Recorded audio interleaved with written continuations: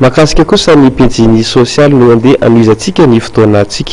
Manatanteraka etsika tolo-tanana tsedy izany ny ministeran'ny mponina ny fiaina ara-tsosialy sy ny fampivoarana ny vehivavy.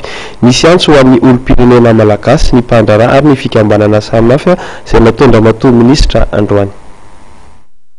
Nanao antsoava amin'ny mpiray-tanindrazana hiara-entana amin'ny tolo-tanana Tsedra entina nampindra ny arambona vokatry ny fandalovany ity rivo-doza ity ny ministra mponina ny fiaina ara-tsosialy ary ny fampivoarana ny vehivavy Ramatoa Oumdiana Réal androany.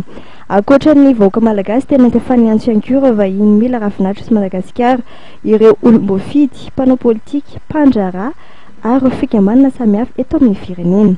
Ankoatra ny fandrotsahana fanampiana amin'ny alalan'ny compte bancaire dia azo atao ny manao fanampiana amin'ny alalan'ny finday.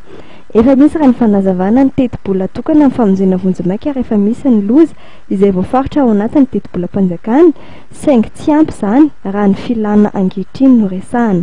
Tsy sarany izay ny négociation fifampirarahana natao tamin'ireo mpandraharaha amin'ny finday eto toeran'ireo. Hiara-iasa amintsika ny Airtel, ny Orange ary ny Telma amin'izany tolo-tanana Shedzao ataontsika izany.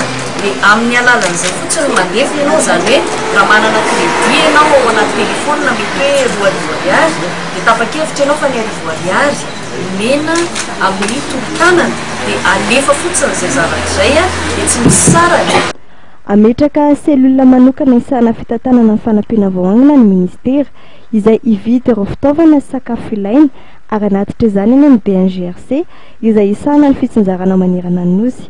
Anamafisana ny antso amin'ny tolo-tanana iraisam-pirenena efa nataon'ny Praiministra amin'ny fitadiavana vola amin'ny tetina $100 entina narenana ny fahavoazana teraky Tsedra moa ity hetsika ity. Voalohany amin'ireo mpikambana ao anivon'ny gouvernemanta nanatanteraka ny fanambaram-pananana teny amin'ny fitsarana avy momba ny lalam-panorenana Ambohidahy ny ministra mponina izay nanatanteraka izany androany.